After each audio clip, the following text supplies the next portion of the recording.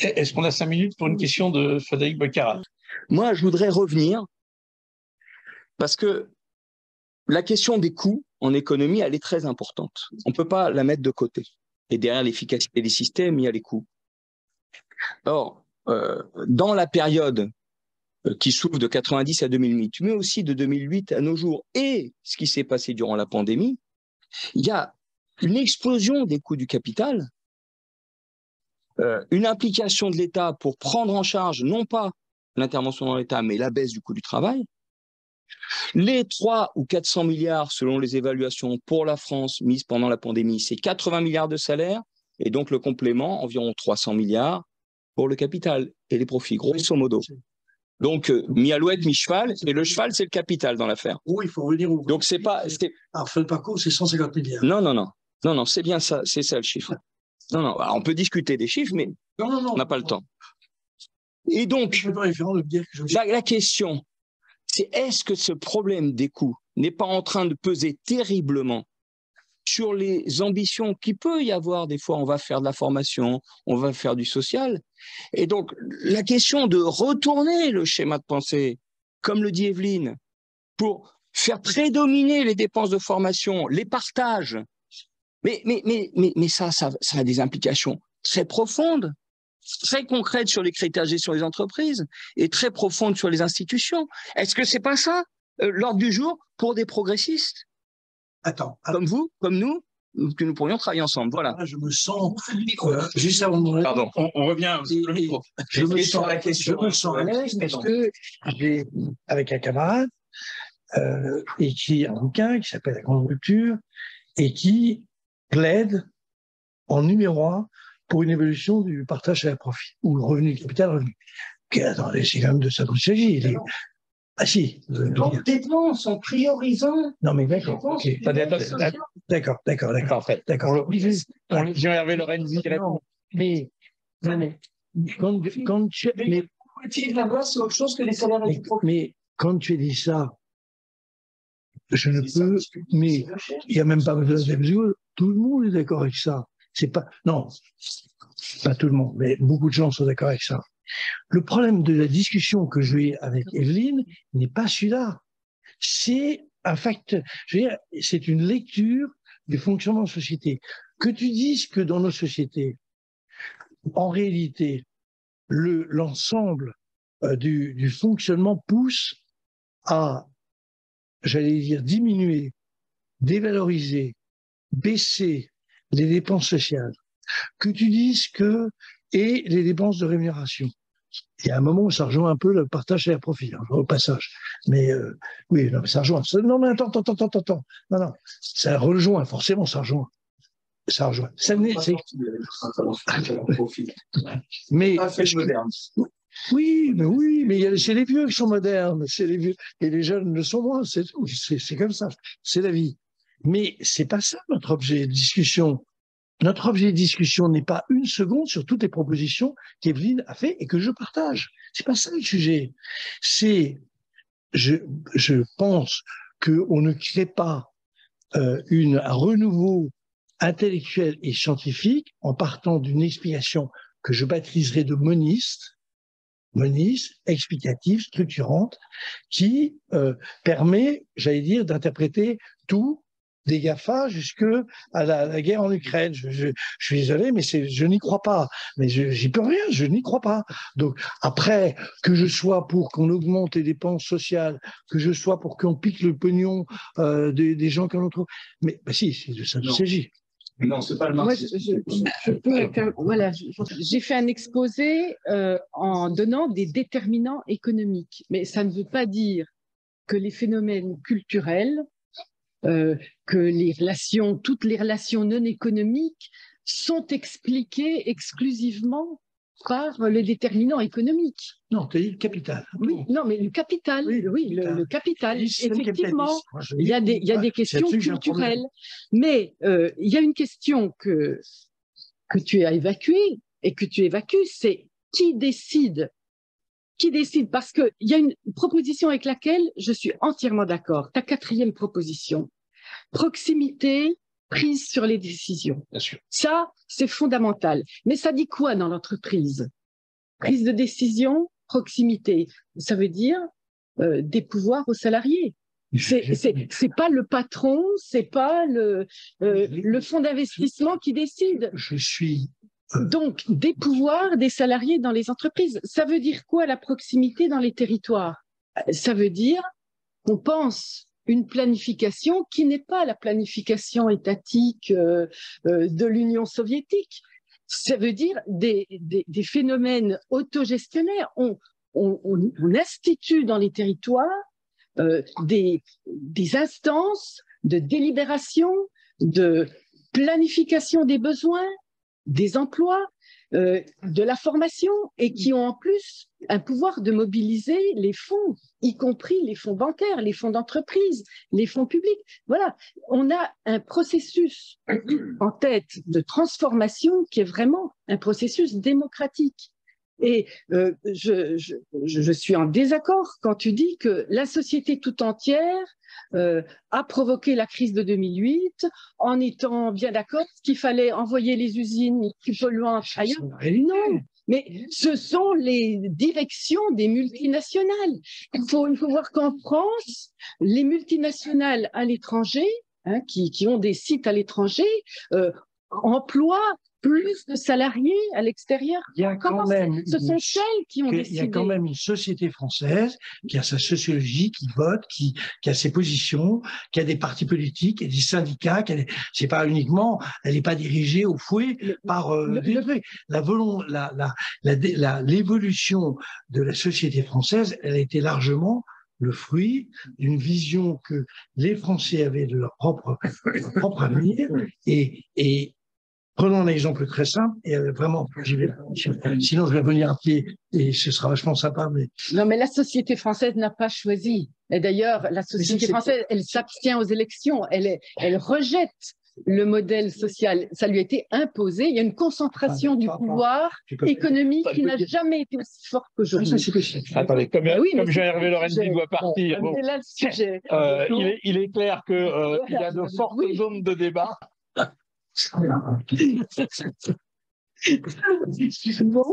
Bien. Donc, ce que je vous propose, c'est qu'on va continuer le débat. Cela dit, il est 8h moins 10. Donc, on a encore, on se laisse quoi, 20 minutes encore?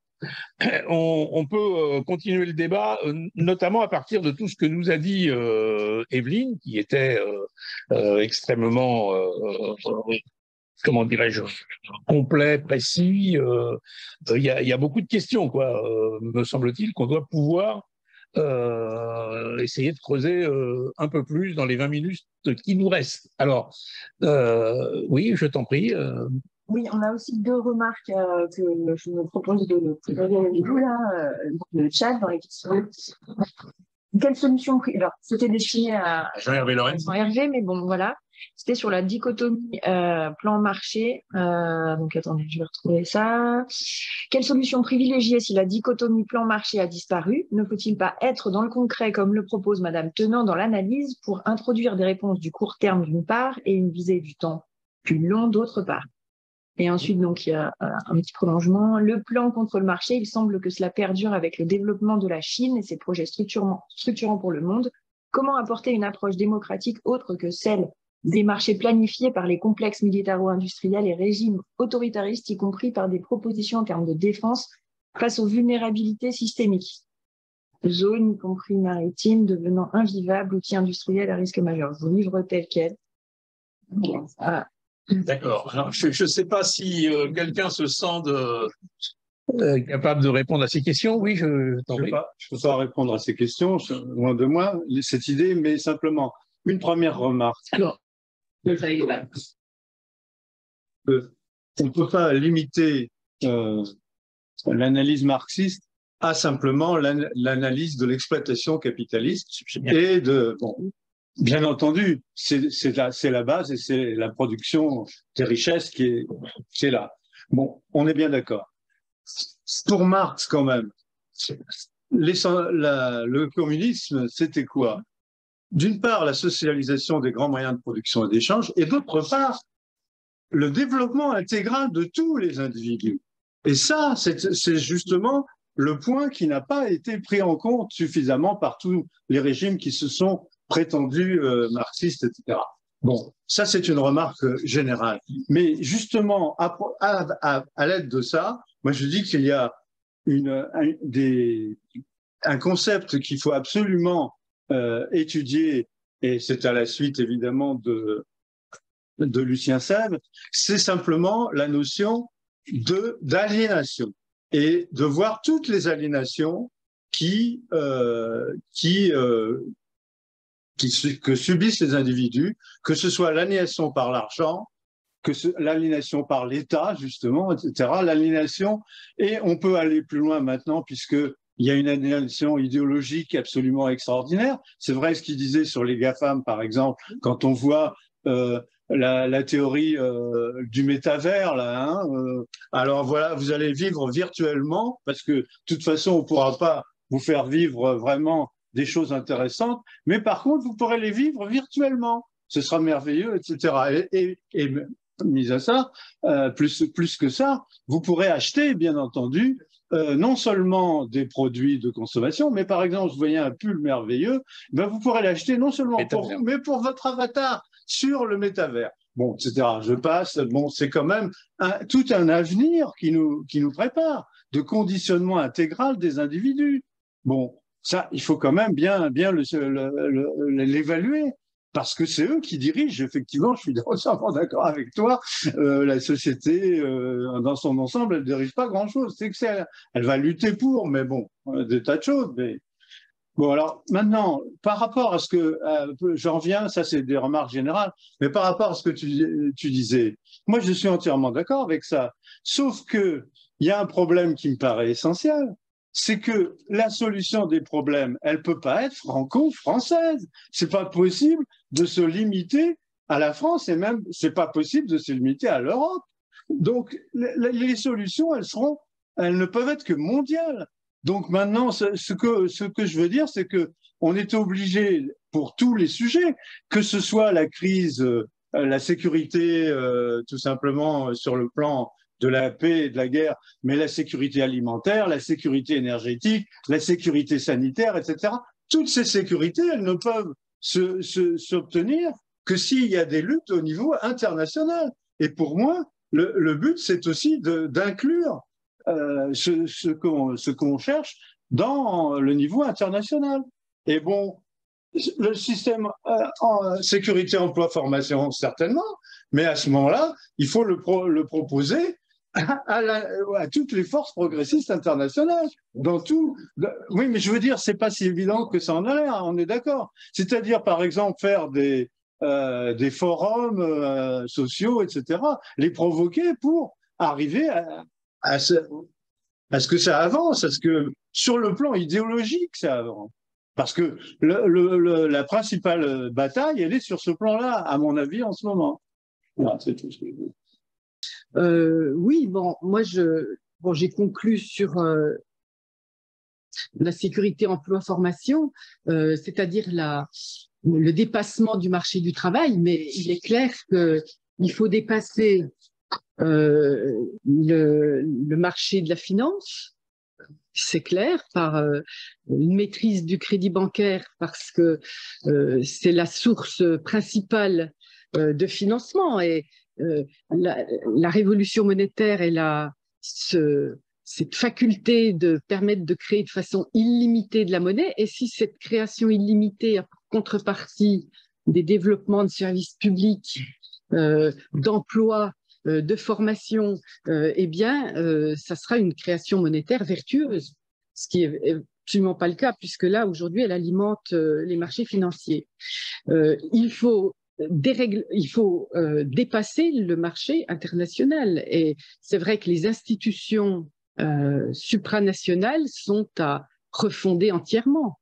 Le FMI, qui est au service de l'impérialisme américain, disons les choses brutalement, l'enjeu d'une monnaie commune mondiale est extrêmement important. Et là, il pourrait y avoir quand même des alliances de la France avec des pays émergents, avec la Chine, qui fait des propositions. L'outil existe déjà, hein, les droits de tirage spéciaux.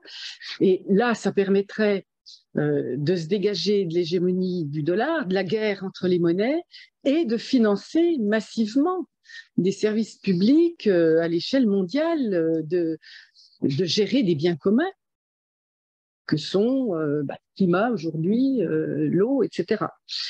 Et donc, il y a le FMI, il y a l'OMC qui devrait rejoindre l'ONU et effectivement ne plus être cet organisme qui tend à faire passer le droit des multinationales par-dessus les décisions politiques nationales, mais organiser un système équilibré des échanges.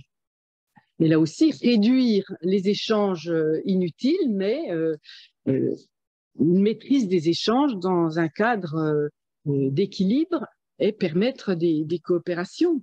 Donc, je suis tout à fait d'accord avec le fait qu'il faut organiser ces coopérations internationales et faciliter la construction d'un rapport de force progressiste, européen et international. Sur le côté européen, il faut quand même voir les marges de manœuvre qui existent, y compris au sein des traités actuels. On pourrait très bien sûr qu'il faut changer la base concurrentielle des traités. Concurrentielle et libérale des traités. Mais on peut néanmoins, par exemple, faire financer par la Banque centrale européenne un fonds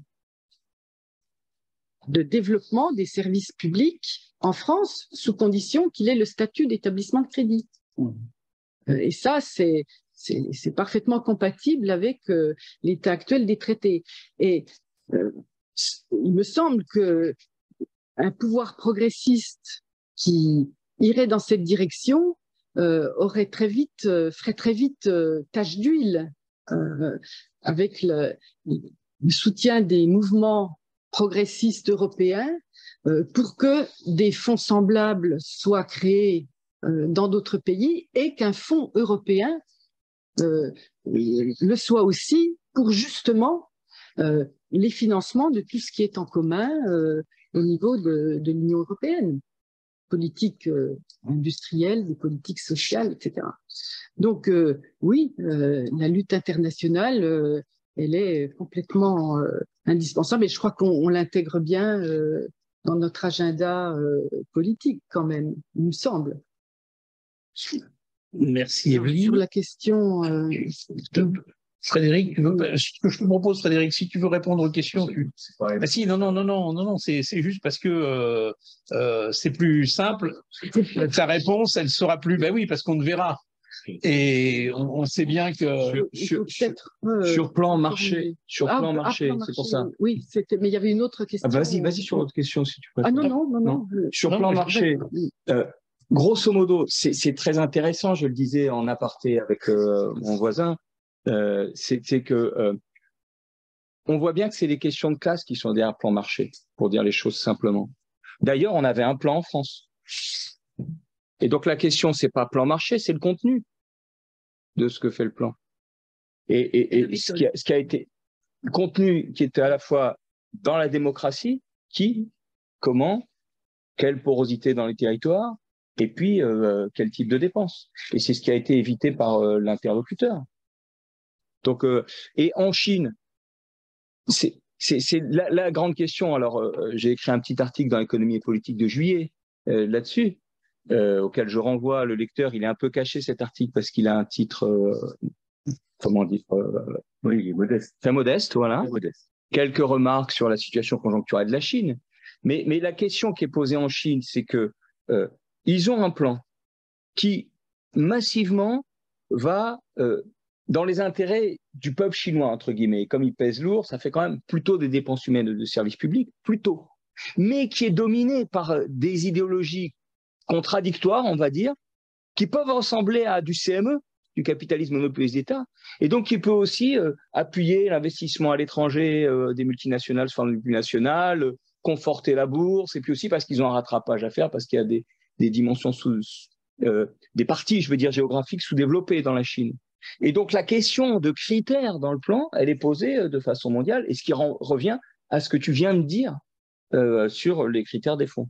Voilà, c'est ça en tout cas, je pense sur plan marché, c'est une entrée. Et le plan, il faut le voir comme un moyen, le type de plan comme un moyen d'imposer une autre logique. Mais ce qui est important, c'est l'autre logique, comme le disait Evelyne, faire prédominer les dépenses d'efficacité nouvelle.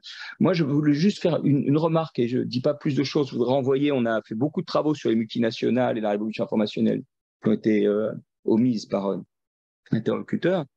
Mais il y a un obscurcissement, je trouve, du débat sur la formation. Parce qu'on a des interlocuteurs. Moi, j'ai eu un débat avec Philippe Aghion il y a 2 ans à la Fête de l'Humanité, qui dit « mais oui, la formation, je suis pour ».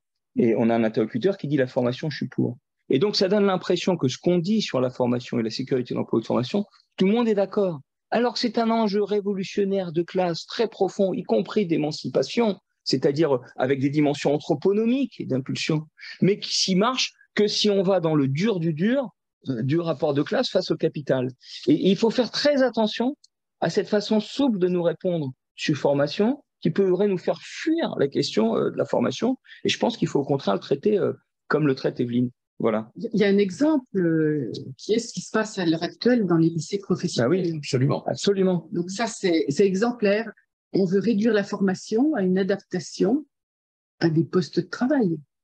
Et la montée de l'apprentissage, qui d'ailleurs masque les chiffres de l'emploi, parce qu'il faut quand même savoir que dans les créations d'emplois depuis 2019, un tiers, ce sont des contrats d'apprentissage qui sont comptés dans les actifs.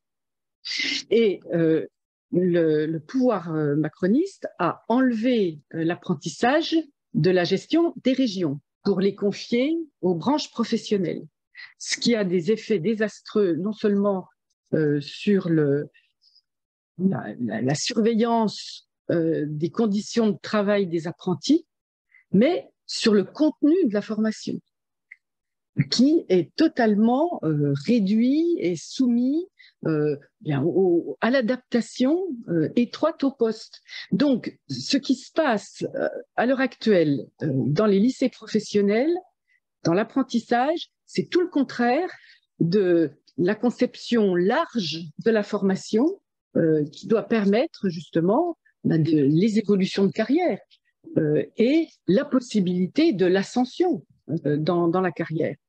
Le patron d'Adecco, patron de première boîte d'intérim de France. Qui est multinationale internationale. Multinationale. En Suisse. Eh bien, il était sur France Inter, notamment dans une émission économique.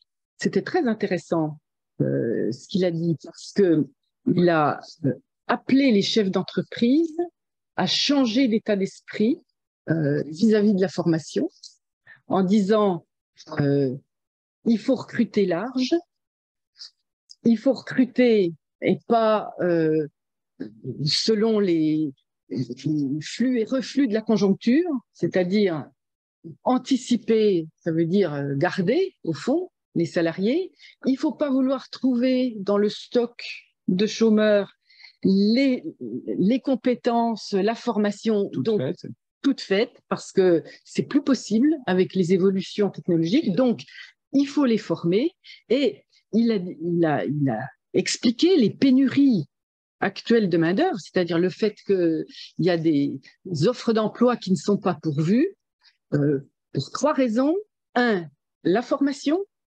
Il a dit, 1, c'est le sujet principal. 2, les conditions de travail. Et il renvoyait effectivement aux jeunes, notamment, qui n'acceptent plus les conditions. Et 3, l'ascension de la carrière, la possibilité d'avoir une perspective de carrière. On ne rentre plus, les jeunes ne veulent pas rentrer dans un emploi, y compris CDI parfois, dans la mesure où il n'y a pas une perspective d'évolution. Et il citait le BTP ou un manœuvre peut devenir chef d'équipe, voire créer son entreprise, et donc il y a une perspective de carrière. Donc voilà, je pense que même un patron d'une boîte intérimaire, il retrouve, enfin voilà, il rejoint quand même nos préoccupations. Et on voit bien que la sécurité d'emploi ou de formation, c'est vraiment une réponse à tous ces problèmes cruciaux du travail aujourd'hui. Est-ce qu'il y a encore des questions? Il y a une remarque sur l'anthroponomie. Vous avez parlé d'anthroponomie au sujet de l'ouverture sur l'avenir dans votre conclusion. Est-ce que vous pouvez développer un peu ce terme et son intérêt pour l'avenir? Alors, l'anthroponomie, ce sont toutes les relations non économiques dans une société, et c'est très important. C'était d'ailleurs le reproche qui était fait par Jean-Hervé Lorenzi. Vous n'avez vu que l'économie. Bah oui, c'était un sujet qui prêtait à ça. Moi, j'ai traité le sujet, je dirais. Mais effectivement. Donc, c'est très important. D'une part, parce que dans tout processus de transformation d'une société, il y a ces aspects qui sont les aspects culturels, les relations familiales, les aspects des valeurs, l'idéologie, et qui ont un développement autonome. Et en ce sens, il a raison, mais c'est pas du tout les marxistes. Pas la vulgate marxiste, mais le marxisme, je dirais, élaboré, ne réduit pas l'évolution d'une société exclusivement à ses déterminants économiques. Bon, donc là-dessus, il a raison, et c'est pourquoi les développements anthroponomiques, les évolutions anthroponomiques sont très importantes. Elles sont importantes à la fois comme effet des transformations économiques, mais aussi comme pouvant avoir des effets sur les transformations économiques. Et je pense qu'aujourd'hui, j'ai cité 2 changements et il y en a un troisième. Ce sont les seniors. En quoi ce qui se passe culturellement aujourd'hui peut pousser dans le sens que nous souhaitons, c'est-à-dire un changement de société et une maîtrise des aspects économiques de la vie. Le mouvement féministe, c'est vraiment, qui est très fort, hein, quand même, le slogan à partir du 4 novembre, 9h10, les femmes travaillent gratuitement, c'est quelque chose qui se répand.